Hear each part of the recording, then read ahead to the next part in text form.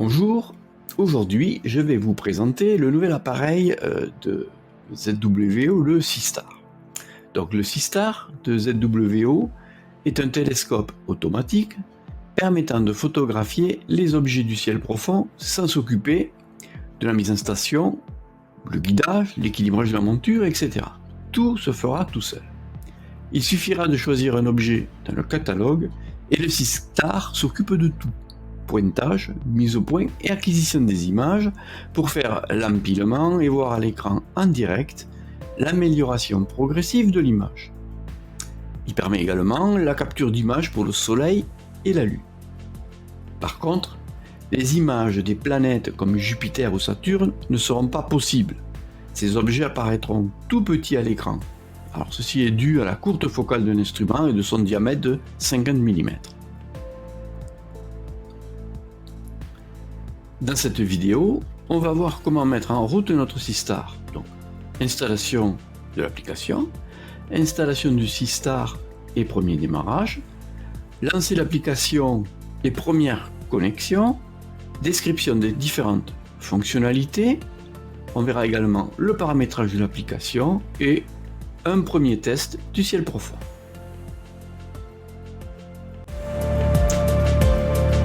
L'application est disponible sur le site de ZWO et on peut l'installer comme une application classique, donc à partir du Google Play Store pour les systèmes Android ou à partir du iOS Application Store pour les appareils Apple. Donc je vous donne le lien sur le site de ZWO. Au lancement de l'application, on obtient cet écran. L'application est très simple et intuitive dans son utilisation. Pour ceux qui connaissent l'application de l'Asia+, ils seront très vite opérationnels. Par exemple, le Sky Atlas est similaire à celui de l'Asia+. Et les fonctionnalités, a les mêmes fonctionnalités. Dès cet écran, en fait, on a accès aux principales fonctionnalités de l'appareil ainsi qu'au paramétrage. On va voir maintenant les différentes étapes pour mettre en route le SeeStar. Donc en premier, il faudra mettre le trépied de niveau avant de fixer le SeeStar. On a un niveau à bulle sur le trépied qui permet de faire cela. Mais une fois fixé, on ne voit plus le niveau à bulle. Mais ZWO a tout prévu et une fois connecté, il sera possible, grâce à une fonction de l'application, de mettre le SeeStar de niveau. Cette opération est obligatoire avant tout pointage d'un objet dans le ciel.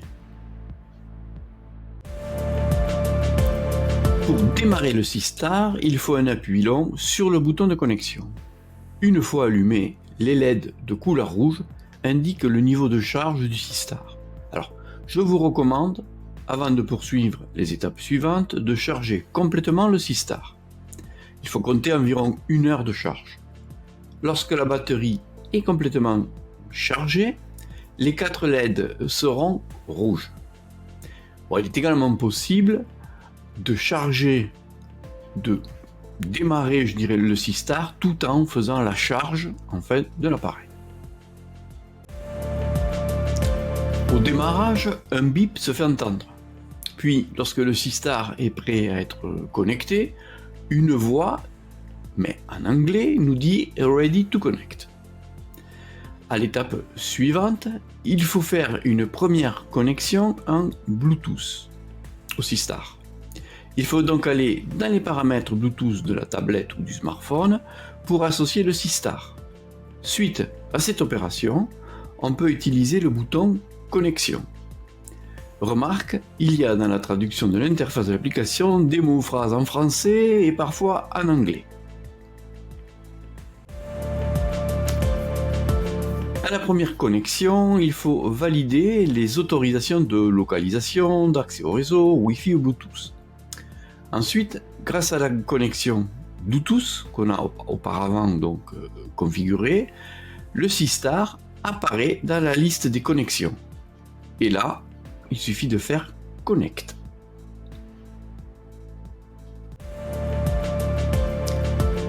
ensuite, le SeaStar se connecte en Bluetooth. Et dans ce cas, il faut appuyer sur le bouton Reset qui se trouve sous l'appareil pour activer la connexion. Alors, pendant ces étapes, il faut que la connexion à Internet soit toujours active, c'est-à-dire votre box domicile. Alors, une fois le reset effectué, la connexion s'effectue.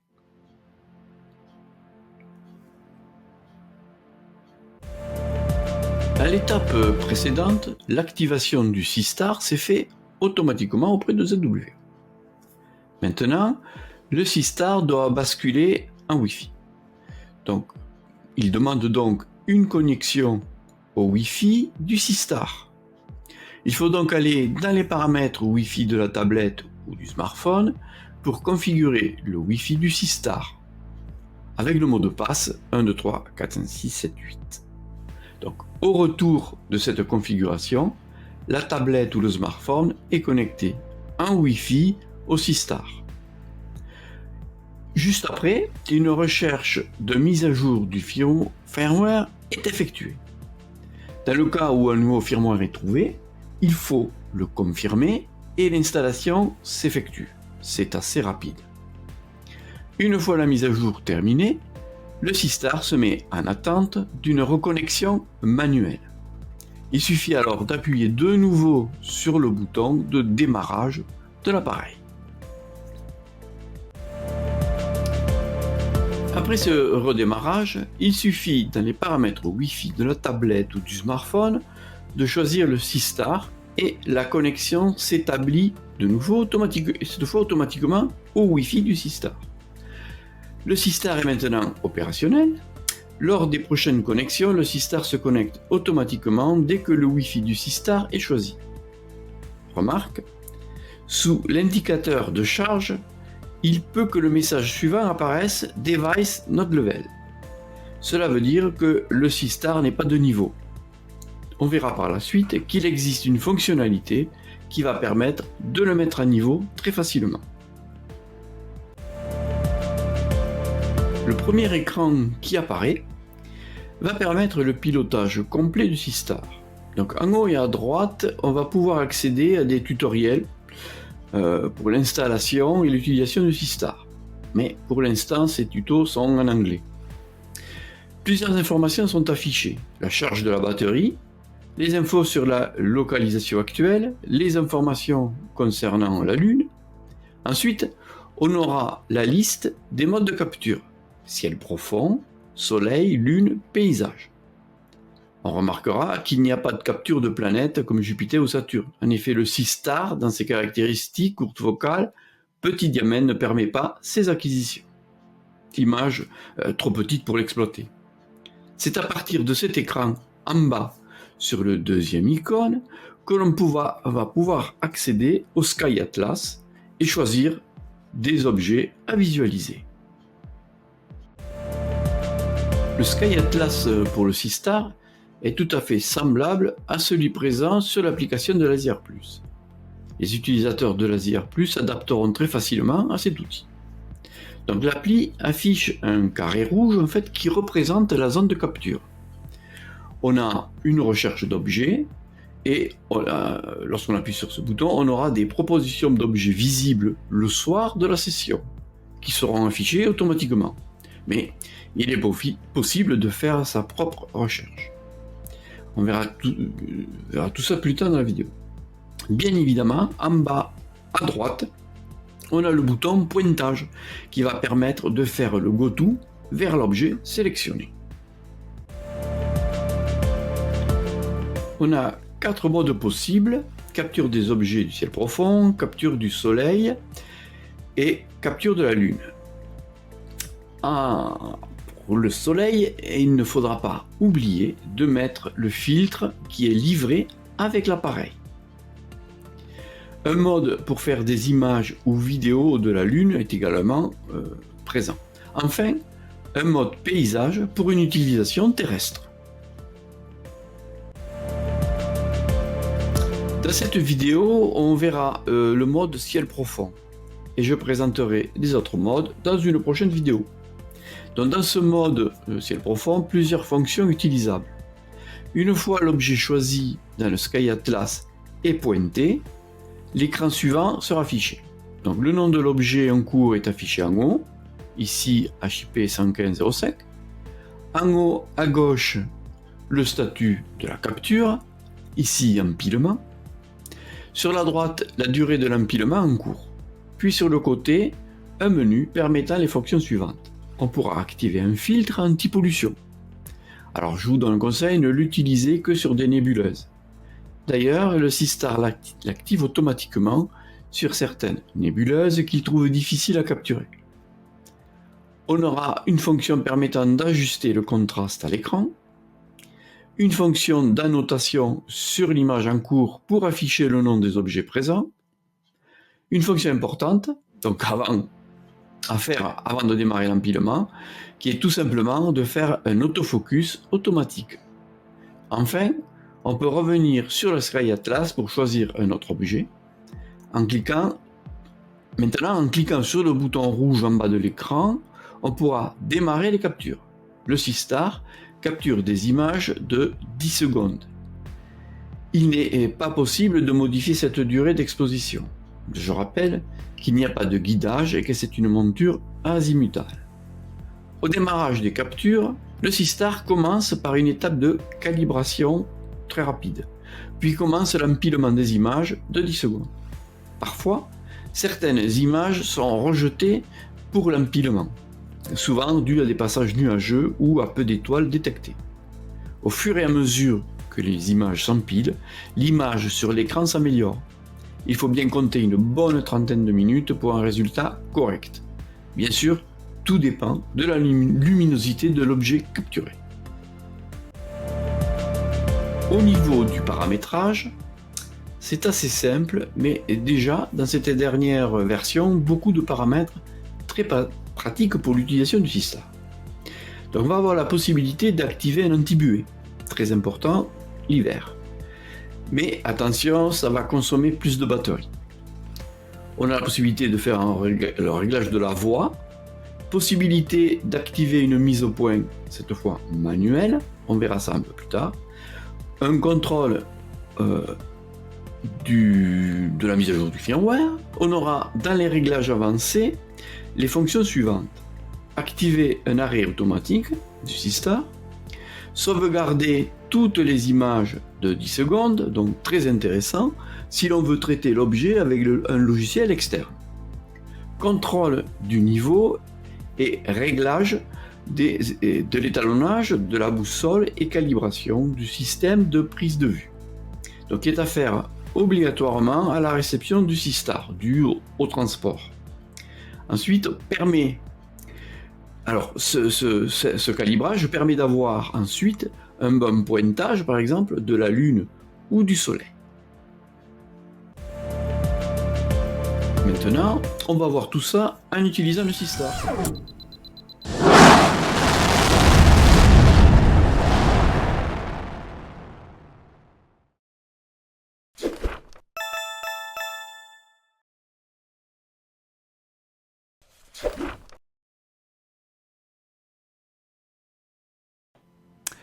On est donc maintenant devant l'écran du SeaStar suite à la connexion et on voit que toutes les informations sont sur ce premier écran. Donc ici on va avoir les 4 modes possibles. Ici on a les astres du moment, c'est-à-dire les astres qu'on pourra observer le soir. Ici on a quelques événements recommandés. Donc on peut les balayer. On pourra même en cliquant dessus voir, je dirais, plus d'événements, et lorsqu'on clique sur un événement, on verra le détail de l'événement.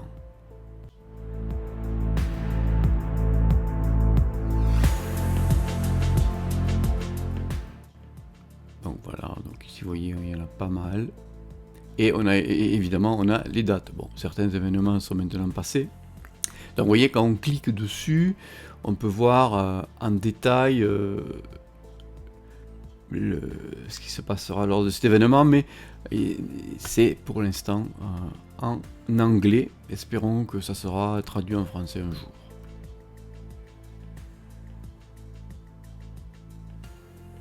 ici par exemple la position de Saturne, mais sachant qu'on ne pourra pas visualiser les planètes. Ici on peut cliquer sur un objet du ciel profond, et ici on a une courbe intéressante puisque c'est la courbe d'observation de l'objet qui va nous permettre en fait d'évaluer le temps de pause nécessaire et disons visible tout au long de la nuit. Ici on a ses coordonnées et ici on a un bouton observer en fait qui permet d'aller directement en mode ciel profond et il va automatiquement donc chercher à pointer l'objet et ensuite il suffira de cliquer sur l'enregistrement pour déclencher les empilements des images de 10 secondes.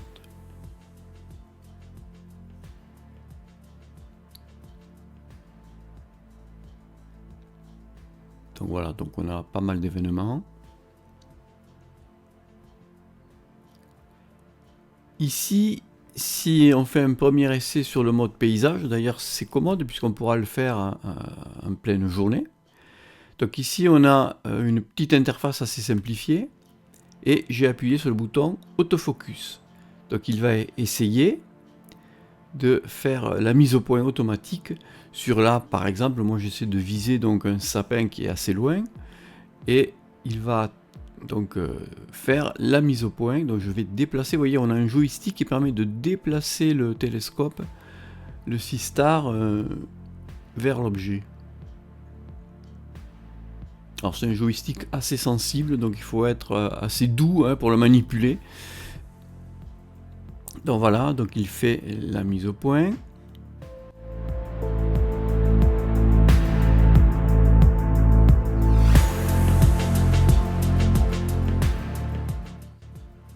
Donc ici je peux enlever en fait tous les boutons pour voir l'image plein écran. Alors je peux prendre une photo, puisque je suis en mode photo, donc il a pris une photo, je clique dessus et j'aurai ma photo qui se stocke donc dans l'album, dans le SeeStar.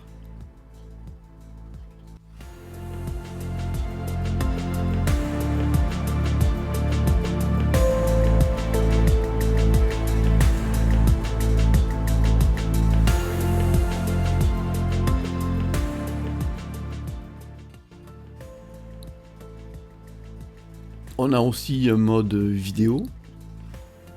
Et ici on a également un bouton donc, qui permet en fait de régler le gain, ce qui va permettre d'obtenir une image plus contrastée ou pas. Donc voilà, donc c'est un curseur qu'on déplace de haut en bas. Et qui permet donc d'éclaircir ou d'assombrir l'image. Alors ce n'est que valable sur l'écran. Ça ne touche en rien le fichier image.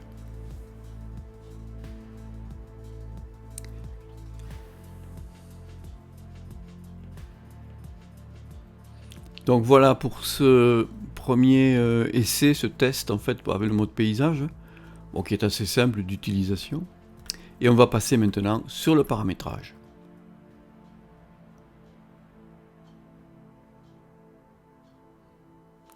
Alors pour avoir le paramétrage, il suffit de double-cliquer sur l'appareil, sur la photo du petit appareil SeeStar. Et ici on voit qu'il nous met déjà la charge, 95%, et le stockage libre sur le SeeStar. Donc ça fait 54 Go. Ici donc on peut zoomer sur ce stockage et voir ce qui est occupé, on peut l'effacer. Ensuite ici on a un anti-buée, donc très pratique en hiver. Alors attention, il va consommer davantage de batterie. On a l'audio qu'on peut régler.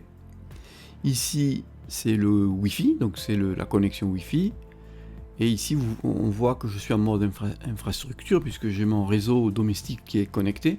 Je vous montrerai plus tard comment on fait.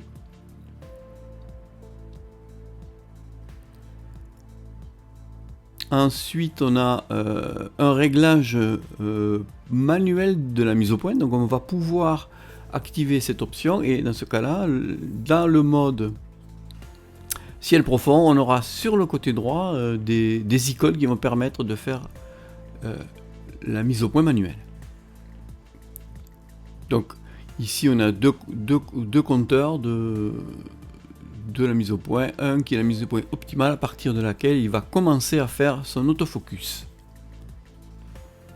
On peut le réinitialiser sans problème. Donc ici on a la version du firmware qui est la version 1.79. Des informations sur le matériel, donc le modèle et le numéro de série. Ici on va avoir des réglages avancés. Donc on peut activer un mode arrêt automatique, c'est-à-dire que si au bout de 15 minutes rien ne se passe, dans ces cas-là, il s'arrête. On peut sauvegarder toutes les images capturées lors des sessions de manière individuelle, c'est-à-dire toutes les pauses de 10 secondes seront générées. Et c'est commode si l'on veut utiliser un logiciel externe comme PixInsight ou Cyril pour traiter le fichier. Ça, c'est une fonctionnalité qui permet de mettre à niveau le Sistar, puisqu'en fait, la bulle est cachée par le Sistar, mais donc avec cette fonctionnalité, c'est possible de faire le réglage. Ensuite, on aura un étalonnage de la boussole et ensuite une calibration en fait, du système de prise de vue du Sistar. On verra plus tard comment on fait.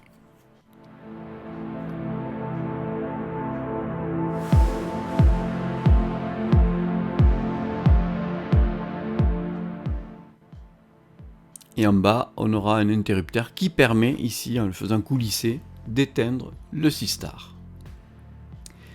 Donc, je vous disais, on va voir la calibration et l'étalonnage. Ça, ce sont deux opérations avant de faire, je dirais, les pointages vers les objets. Donc, on clique sur Réglage avancé. Ici, donc, on va avoir, vous voyez, ici, je ne suis pas de niveau. Donc, je vais... grâce au trépied, je vais essayer, donc en dévissant les pattes du trépied, je vais essayer de mettre le trépied de niveau. Vous voyez, tant que les cercles ne sont pas verts, c'est que mon appareil n'est pas de niveau. Alors il faut faire doucement, hein, il faut tâtonner un peu. Bon, c'est assez rapide, voilà. Donc là, par exemple, maintenant ici, vous voyez, j'ai le message en bas qui apparaît, l'instrument est de niveau. Donc dès qu'il est de niveau, je touche à rien et je peux sortir. Ensuite, on va avoir l'étalonnage de la boussole du Sistar. Donc là, c'est très simple. Il suffit de faire pivoter le Sistar d'un tour et appuyer sur le... Après avoir démarré l'étalonnage, vous faites tourner le Sistar d'un tour et c'est fait. Ici, c'est l'étalonnage, c'est la calibration plutôt du système de prise de vue. Alors, je vous le conseille suite au transport, à la livraison, il faut absolument l'étalonner lorsque vous l'avez chez vous.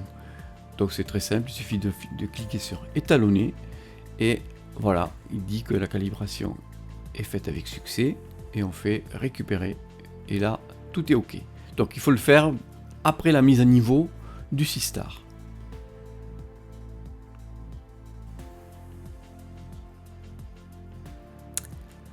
Alors le mode infrastructure, donc en fait ce mode va permettre en fait de connecter le Sistar en Wi-Fi mais à notre box domicile. Donc c'est très simple, il suffit d'aller cliquer sur mode infrastructure et là il va rechercher les réseaux disponibles. Alors attention, il faut absolument que la fréquence soit 2,4 GHz. Si elle est à 5 GHz, il suffit de cliquer sur Wi-Fi 2 GHz et le Sistar se reconnectera en 2 GHz et à ce moment-là, vous pourrez vous mettre en mode infrastructure. Donc il faudra l'activer avec le bouton et bon là je l'ai déjà fait. Ici vous voyez j'ai la liste des réseaux domestiques qui vont apparaître et il suffira donc de choisir notre réseau domestique, saisir le mot de passe et le Sistar se reconnectera en mode infrastructure à notre réseau. Ce qui est très commode puisque plus tard, vous verrez, on pourra récupérer nos fichiers, par exemple, du Sistar au travers de cette liaison mode infrastructure réseau domestique.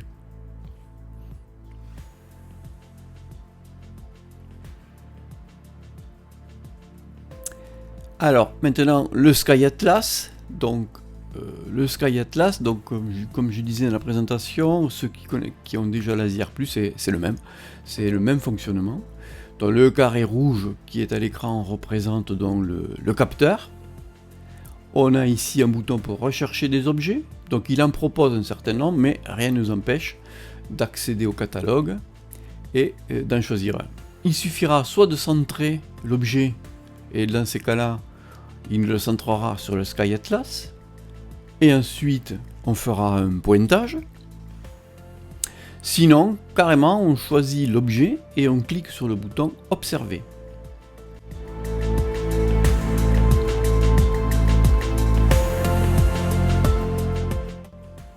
Donc on peut zoomer, bien évidemment, sur l'objet. On peut synchroniser. Et ici, si on appuie sur pointage, dans ces cas-là, il ira directement sur le mode ciel profond, faire le pointage de l'objet, le plate solving, et il suffira après de démarrer les empilements.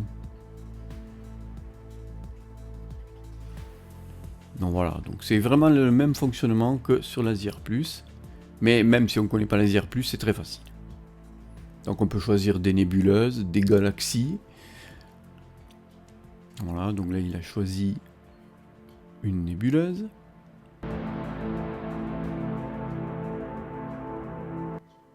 On a accès également à partir de la première page à des tutoriels, donc qui permettent en fait de commencer à utiliser le Seastar, mais malheureusement c'est toujours en anglais. Ensuite on a une FAQ qui est intéressante puisqu'elle est assez complète et des fois ça permet de résoudre certains problèmes. Donc ça vous explique un peu le paramétrage, donc il y a des thèmes.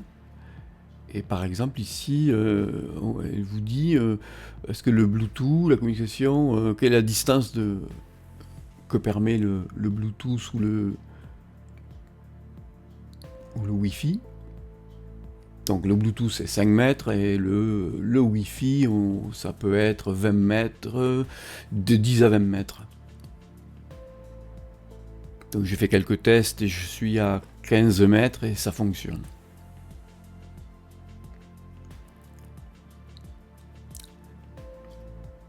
Donc voilà, donc ici c'est ce que je vous disais, elle explique en fait que pour le mode infrastructure par exemple, il vous faudra être en 2,4 GHz.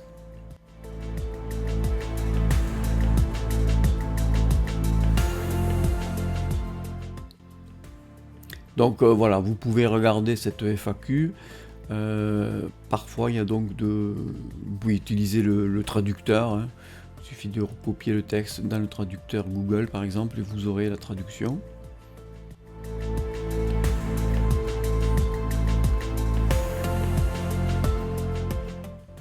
Donc ici, voilà, par exemple, c'est ce que je vous disais, donc il est possible en fait, tant que le Seastar est en charge, de l'utiliser donc, et de faire nos captures de ciel profond.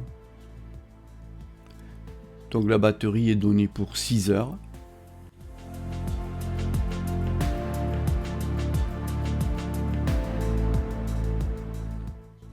Donc il nous dit qu'il faut 4 heures ici par exemple pour charger la batterie complètement.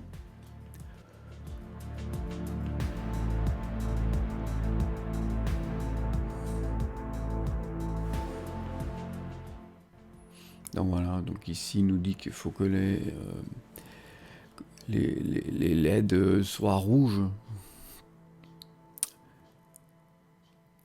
dès que la batterie est remplie, les 4 LED sont rouges. Alors il est possible sur le Seastar de remplacer la batterie, ça c'est intéressant, parce que le jour où notre batterie sera obsolète, il sera possible donc de la changer. Donc à chaque lancement de l'application, l'application Seastar vérifie si un dernier firmware n'existe pas.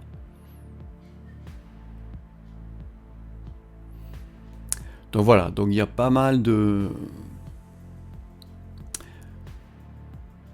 questions-réponses au niveau de cette application qui peut de temps en temps nous aider si on a un problème. Donc ici on va maintenant tester le mode ciel profond. Donc ici je vais sur le Sky Atlas et je vais choisir un objet. Alors je peux en effet faire une recherche d'un objet ou en choisir un qui m'est proposé par SeaStar. Donc, par exemple ici je vais taper IC 1795 qui est en fait la nébuleuse du Poisson. Voilà. Et je peux bien évidemment fixer la petite croix rouge, je peux la fixer à un endroit et il fera le plate solving à cet endroit précis. Donc par exemple, si je le fais sur HIP 115.05, je vais mettre la croix dessus et là je vais faire pointage.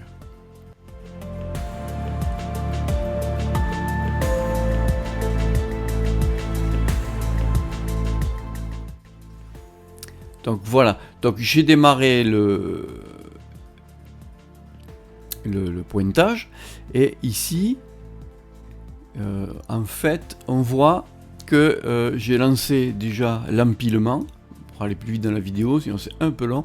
Donc là j'ai commencé l'empilement, donc vous voyez le petit cercle qui tourne autour du carré rouge, en fait c'est que j'ai lancé l'empilement et en fait on voit petit à petit on va voir l'image en fait de notre nébuleuse qui va apparaître de plus en plus contrastée. Donc auparavant j'avais fait une mise au point en cliquant sur le petit bouton en bas mise au point. Ensuite on peut utiliser le bouton ajuster pour augmenter le gain, c'est-à-dire disons contraster ou pas l'image. En haut on voit que il est en cours d'empilement, il nous met le temps d'empilement et la charge de la batterie. Donc là on va le laisser donc empiler et petit à petit vous verrez que l'image devient de plus en plus précise. Alors, je rappelle que ce sont des pauses de 10 secondes. Donc, on va passer plus rapidement la vidéo et vous verrez que l'image va s'affiner.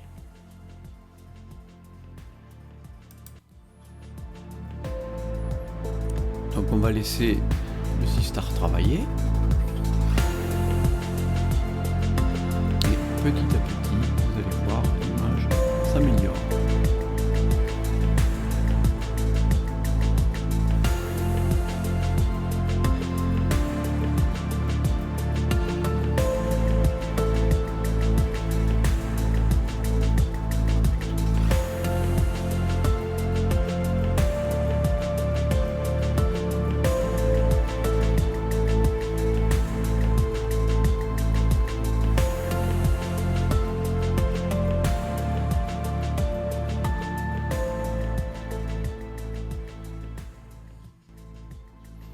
Donc voilà, donc maintenant après 32 minutes en fait de pause, voilà ce que l'on obtient donc à l'écran du SeaStar.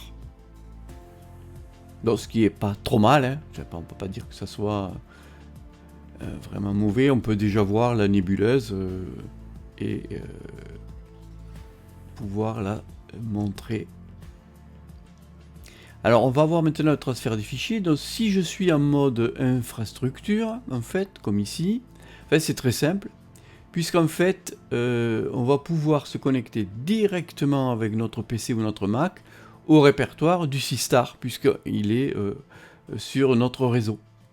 Donc ici, sur SeaStar, on va avoir les fichiers EMMC, et ici, on va avoir déjà un premier répertoire où on a un Dark, qui a été fait par le SeaStar automatiquement, et ensuite ici on va avoir les répertoires des objets capturés. Donc comme j'ai demandé de me sauvegarder toutes les images, j'ai un répertoire qui s'appelle ici HP 115.05 sub, où en fait je vais avoir toutes mes photos prises lors de la session.